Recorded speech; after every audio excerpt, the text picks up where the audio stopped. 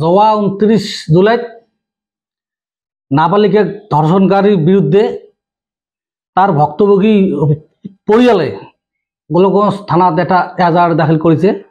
কিন্তু এজাহার দিয়ার পিছতো ইমান দিনে গোলকগঞ্জ আরক্ষীর পৰা কোনো ধৰনেৰ গুৰুত্ব পাওয়া নাই ভুক্তভোগী পৰিয়ালটোৱে।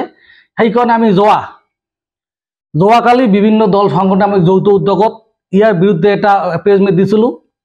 প্ৰেছ মিট দিয়াৰ লগে লগে যোৱা ৰাতিয়ে মেইন আসামিজনক গ্ৰেপ্তাৰ কৰিছে।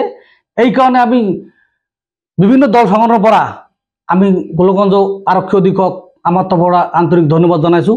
আৰু লগতে যিবিলাক দালালে ইমান দিনে এই কেছটোক লৈ এটা মোটা এটা টকাৰ লেনদেন কৰি কেছটোক দাবে ৰাখাৰ চেষ্টা কৰিছে, এই ষড়যন্ত্ৰকাৰীকো ইমিডিয়েট ধুবুৰী জিলা প্ৰশাসনক আমি অনুৰোধ জানাই ইমিডিয়েট এই ষড়যন্ত্ৰকাৰীকো তদন্ত কৰে গ্ৰেপ্তাৰ কৰিব লাগে বুলি আমি দল সংগঠনেৰ পৰা আমি দাবি জানাই। যোৱা 29 জুলাইত নাবালিকাক ধর্ষণকারীর বিরুদ্ধে তার ভুক্তভোগী পরিয়ালে গোলকগঞ্জ থানাত এটা এজাহার দাখিল করেছে।